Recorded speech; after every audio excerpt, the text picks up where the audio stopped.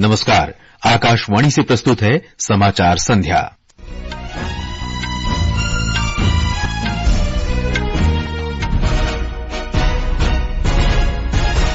मालदीव के राष्ट्रपति डॉक्टर मोहम्मद मुइज्जू 5 दिन की राजकीय यात्रा पर नई दिल्ली पहुंचे। कल प्रधानमंत्री नरेंद्र मोदी से उनकी मुलाकात के बाद कई समझौतों पर हस्ताक्षर होने की संभावना। विदेशी निवेशकों ने सितंबर में भारतीय शेयर बाजारों में 57,000 करोड़ रुपए से अधिक का निवेश किया, जो पिछले 9 महीनों में सर्वाधिक।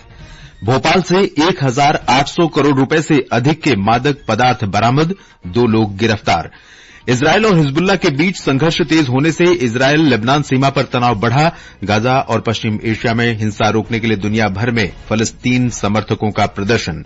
और क्रिकेट में दुबई में T20 विश्व कप में भारतीय महिला टीम ने पाकिस्तान को 6 विकेट से हराया।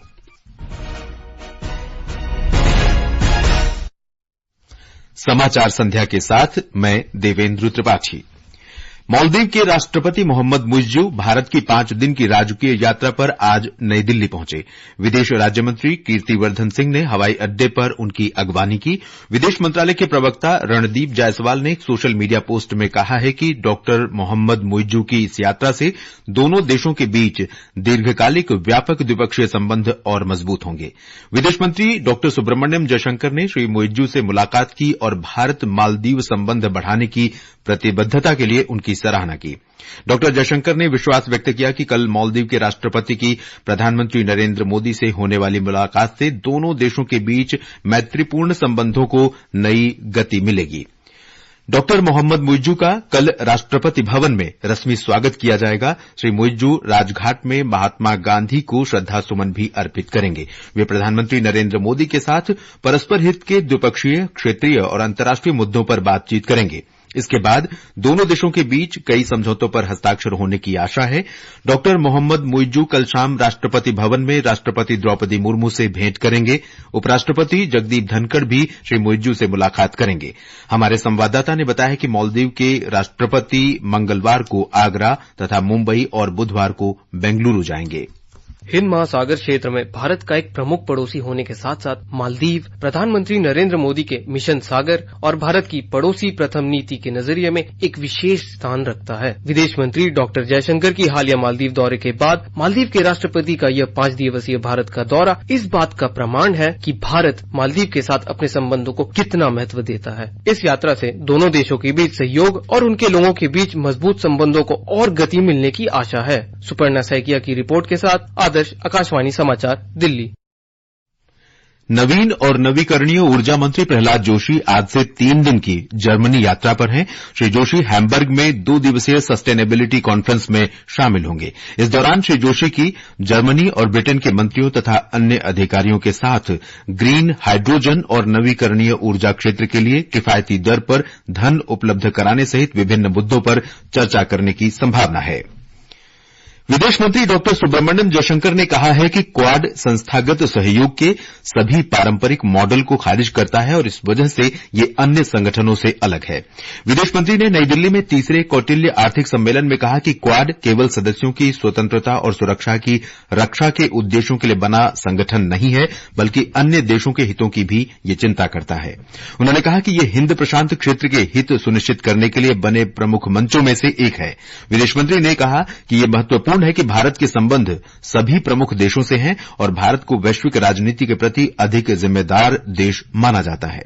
उन्होंने कहा कि आज के समय में जो देश बदलाव ला सकते हैं, उन्हें इसके लिए प्रयास करना चाहिए। डॉक्टर जयशंकर ने दुनिया की समस्याओं पर कहा कि वैश्वीकरण ऐसे स्तर पर पहुंच गया है जहां किसी भी गंभीर मुद्दे को किसी क्षेत्र तक ही सीमित रखना मुश्किल है। The levels of globalization have reached a point where it's very difficult for any serious issue to be contained locally or even regionally. Today's day and age and the nature of globalization and the stakes involved and the impact that it has on the entire world, especially on the global south. Those who can try to make a difference should try and do it. And to some extent, that's been the logic, the driving force, the thinking behind some of our activities, say, for example, in respect of Ukraine. Doctor Jaishankar ने कहा कि संयुक्त राष्ट्र एक ऐसी पुरानी company की तरह है जो पूरी तरह से बाजार के साथ तालमेल नहीं बिठा पा रही है। उन्होंने कहा कि संयुक्त राष्ट्र की मौजूदगी रहेगी, लेकिन एक गैर संयुक्त राष्ट्र संस्था तेजी से बढ़ रही है। उन्होंने कहा कि कृत्रिम मेधा यानी एआई वैश्विक व्यवस्था में सबसे महत्वपूर्ण कारक बनने जा रहा है। उन्होंने एआई वर्चस्व की मौजूदा दौड़ की तुलना शीत युद्ध काल के परमाणु हथियारों की दौड़ से की और कहा कि जो भी इसका नेतृत्व करेगा उसे वैश्विक व्यवस्था में काफी लाभ मिलेगा। ये समाचार हमारी वेबसाइट www.newsonair.gov.in और हमारे न्यूज ऑन एआईआर ऐप पर भी उपलब्ध हैं। समाचार संध्या में आपका फिर स्वागत है। विदेशी निवेशकों ने भारतीय इक्विटी बाजारों में सितंबर महीने में लगभग 57,000 करोड़ रुपए से अधिक का निवेश किया। ये इस वर्ष में किया गया अब तक का सर्वाधिक निवेश है। ऋण बाजारों में 1,299 करोड़ रुपए का निवेश किया गया, जिससे इस महीने में भारतीय पूंजी बाजारों में शुद्ध निवेश 59,023 करोड़ रुपए हो गया। ये निवेश भारतीय पूंजी बाजारों में लगातार 3 महीने के सकारात्मक निवेश के बाद किया गया है। इस साल अब तक भारतीय पूंजी बाजारों में शुद्ध निवेश 1,80,000 करोड़ रुपए से अधिक का है। वर्ष 2024 में अब तक एफपीआई द्वारा इक्विटी में 73,468 करोड़ रुपए और ऋण बाजार में 1,09,347 करोड़ रुपए का निवेश किया जा चुका है।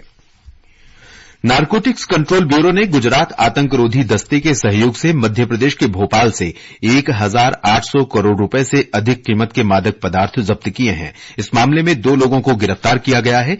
ये मादक पदार्थ भोपाल के निकट बगरोदा गांव के एक कारखाने से बरामद किए गए हैं। गुजरात के गृहमंत्री हर्ष सिंघवी ने सोशल मीडिया पर इसकी पुष्टि की। उन्होंने मादक पदार्थ के विरुद्ध लड़ाई में गुजरात एटीएस और नारकोटिक्स कंट्रोल ब्यूरो की सराहना की है। श्री सिंघवी ने कहा कि ये उपलब्धि मादक पदार्थ तस्करी और इसके दुरुपयोग से निपटने में कानून प्रवर्तन एजेंसियों के अनेक प्रयासों को दर्शाता है। राष्ट्रीय अन्वेषण अभिकरण एनआईए ने आतंकी गुट जैश-ए-मोहम्मद को धन उपलब्ध कराने की जांच के सिलसिले में कई ठिकानों की तलाशी ली है। एनआईए ने जम्मू कश्मीर, महाराष्ट्र, उत्तर प्रदेश, असम और दिल्ली में 26 ठिकानों पर छापेमारी की। इस दौरान एनआईए को मिले दस्तावेज और उपकरणों की जांच की जा रही है।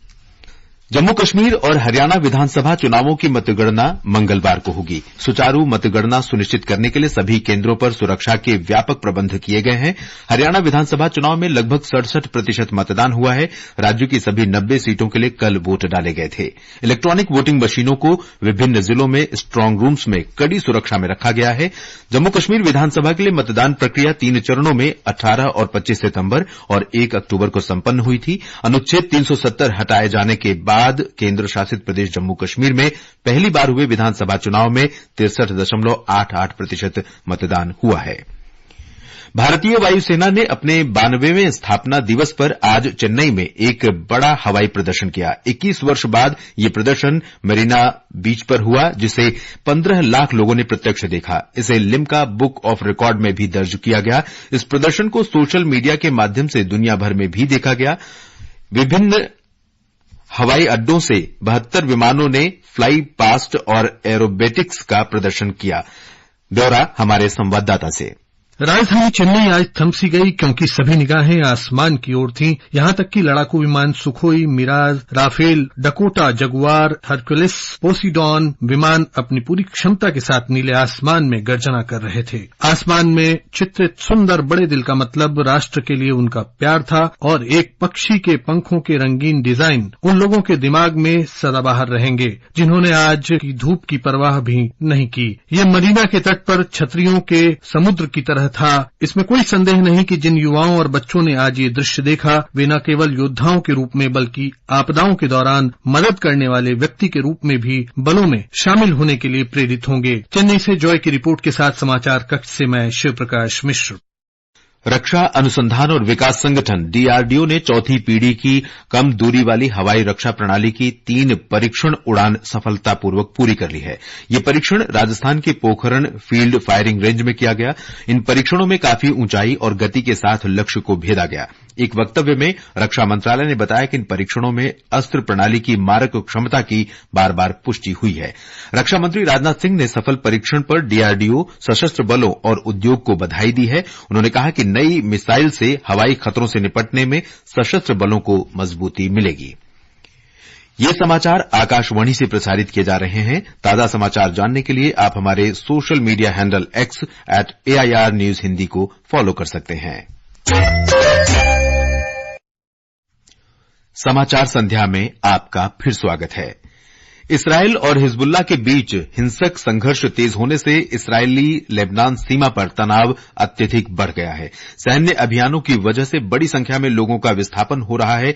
हिंसा के मानवीय प्रभाव को लेकर अंतर्राष्ट्रीय समुदाय की चिंता भी बढ़ गई है। एक रिपोर्ट। इजरायली रक्षा बलों आईडीएफ ने हिजबुल्लाह के खिलाफ अपनी सैन्य कार्रवाई तेज कर दी है। रविवार को आईडीएफ ने क्षेत्र में 25 कस्बों और गांवों के लिए भी निकासी नोटिस जारी किए, जिससे कुल 98 प्रभावित क्षेत्र हो गए हैं। बड़े पैमाने पर इस विस्थापन की वजह से लेबनान के नागरिक उत्तर की ओर जाने को मजबूर हैं। हजारों लोगों को पड़ोसी देश सीरिया में शरण लेनी पड़ रही है। आईडीएफ प्रवक्ता के अनुसार आईडीएफ हिजबुल्लाह के बुनियादी ढांचे को खत्म करने के लिए जमीनी हमले कर रही है। पिछले 24 घंटों में सैनिकों ने प्रक्षेपण स्थलों, सुरंगों, सैन्य भवनों और युद्ध उपकरणों को नष्ट कर दिया है। इजरायली वायुसेना ने भी हिजबुल्लाह के ठिकानों पर 150 से अधिक हवाई हमले किए हैं। इन सटीक हमलों ने टैंकरोधी मिसाइल प्रक्षेपण स्थलों, कमांड मुख्यालय और भूमिगत सुविधाओं को निशाना बनाया है। दुबई से विनोद कुमार की रिपोर्ट के साथ समाचार कक्ष से मनीषा खन्ना। इसराइल पर हमास के घातक हमले की पहली वर्षगांठ पर और गाजा तथा पश्चिम एशिया में हिंसा रोकने का आह्वान करते हुए शनिवार को दुनिया भर के प्रमुख शहरों में हजारों प्रदर्शनकारियों ने रैलियां निकाली। फलस्तीन के समर्थकों ने मध्य लंदन में जुलूस निकाला। इसके अलावा पेरिस, रोम, मनीला, केपटाउन और न्यूयॉर्क में भी प्रदर्शन की खबरें हैं। हमास द्वारा 7 अक्टूबर 2023 को इसराइल पर किए गए हमले के बाद संघर्ष बढ़ गया है। इस हमले में 1200 इसराइली नागरिक मारे गए थे और अनेक बंधक बना लिए गए थे। इसराइल की जवाबी सैन्य कार्रवाई में गजा में तकरीबन 42,000 फलस्तीनी लोगों के मारे जाने का दावा किया जा रहा है। इसके अलावा क्षेत्र की 23 लाख आबादी में से ज्यादातर लोग विस्थापित हो गए हैं और भूखमरी की स्थिति बन गई है। श्रीलंका के राष्ट्रपति अनुराग कुमारा दिसानायके ने कहा है कि ईस्टर संडे हमलों की जांच में तेजी लाई जाएगी। राष्ट्रपति ने नेगोम्बो में ईस्टर हमले के पीड़ितों के परिजनों से बातचीत की। उन्होंने कहा कि यह सुनिश्चित किया जाएगा कि देश में ऐसी घटनाएं दोबारा न हो।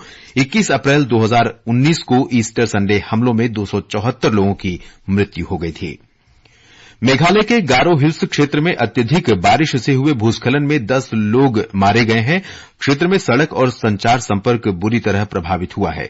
पश्चिम गारो हिल्स का डालू क्षेत्र और दक्षिण गारो हिल्स का गासुआ पारा क्षेत्र भारी बरसात से सर्वाधिक प्रभावित है। दक्षिण गारो हिल्स के हारिया सिया सोंगमा गांव में भूस्खलन से एक ही परिवार के 7 लोगों की मृत्यु हो गई है। राज्य में बाढ़ से सामान्य जनजीवन अस्त व्यस्त है और सड़क तथा पुल क्षतिग्रस्त हुए हैं। मुख्यमंत्री कोनराड संगमा ने राहत कार्यों की समीक्षा की है। राष्ट्रीय आपदा मोचन बल और राज्य आपदा राहत दल बचाव और राहत अभियान में जुटा है। बरसात रुकने के कारण आज कुछ राहत सामग्री प्राप्त हुई है। शारजाह में आईसीसी महिला T20 क्रिकेट विश्व कप में भारत ने पाकिस्तान को 6 विकेट से हरा दिया है। भारत ने जीत के लिए 106 रन का लक्ष्य 18 ओवर और 5 गेंद में 4 विकेट पर 108 रन बनाकर हासिल कर लिया। इससे पहले पाकिस्तान ने टॉस जीतकर पहले बल्लेबाजी करते हुए निर्धारित 20 ओवर में 8 विकेट पर 105 रन बनाए थे। भारत के साथ 3 T20 क्रिकेट मैचों की श्रृंखला के पहले मैच में ग्वालियर में बांग्लादेश ने भारत को जीत के लिए 128 रन का लक्ष्य दिया है। बांग्लादेश की पूरी टीम 19 ओवर और 5 गेंद में 127 रन ही बना सकी। आकाशवाणी का समाचार सेवा प्रभाग अपने द्विभाषी साप्ताहिक कार्यक्रम पब्लिक स्पीक में कल रात 9:30 बजे मानसिक स्वास्थ्य संबंधी मुद्दों के प्रति जागरूकता बढ़ाना विषय पर परिचर्चा प्रसारित करेगा। इस परिचर्चा में हमारे स्टूडियो में नई दिल्ली एम्स के मनोरोग विभाग के डॉक्टर नंद कुमार उपस्थित रहेंगे। इस कार्यक्रम के दौरान श्रोता मानसिक स्वास्थ्य के बारे में हमारे विशेषज्ञ से प्रश्न पूछ सकते हैं। और अंत में मुख्य समाचार एक बार फिर। मालदीव के राष्ट्रपति डॉक्टर मोहम्मद मुइज्जू 5 दिन की राजकीय यात्रा पर नई दिल्ली पहुंचे। कल प्रधानमंत्री नरेंद्र मोदी से उनकी मुलाकात के बाद दोनों देशों के बीच कई समझौतों पर हस्ताक्षर होने की संभावना। विदेशी निवेशकों ने सितंबर में भारतीय शेयर बाजारों में 57,000 करोड़ रुपए से अधिक का निवेश किया, जो पिछले 9 महीने में सर्वाधिक। भोपाल से 1800 करोड़ रुपए से अधिक के मादक पदार्थ बरामद, 2 लोग गिरफ्तार। इजरायल और हिजबुल्लाह के बीच संघर्ष तेज होने से इसराइल लेबनान सीमा पर तनाव बढ़ा। गजा और पश्चिम एशिया में हिंसा रोकने के लिए दुनिया भर में फलस्तीनी समर्थकों का प्रदर्शन। और क्रिकेट में दुबई में T20 विश्व कप में भारतीय महिला टीम ने पाकिस्तान को 6 विकेट से हराया। इसके साथ ही समाचार संध्या का ये अंक समाप्त हुआ। नमस्कार।